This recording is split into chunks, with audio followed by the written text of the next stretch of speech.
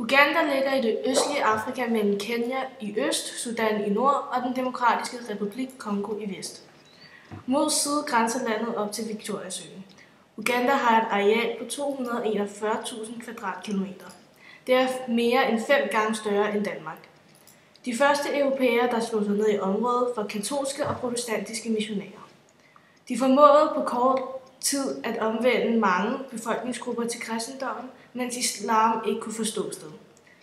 I 1900-tallet, før europæerne indtog Uganda, var der arabiske købmænd nord for Victoriasøen. Arabernes motiv var slavehandel og elfenben. Yoweri Museveni har været ved magten som præsident siden 1986.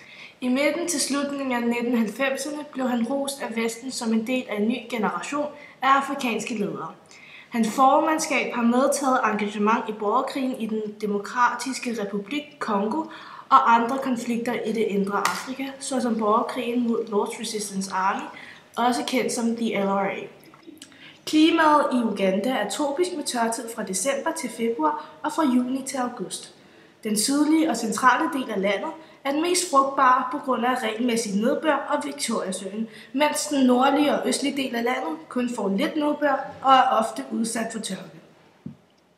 Indbyggertallet er 28,2 millioner, hvoraf 50% er under 18 år i år 2006. I Danmark bor der 5,5 millioner.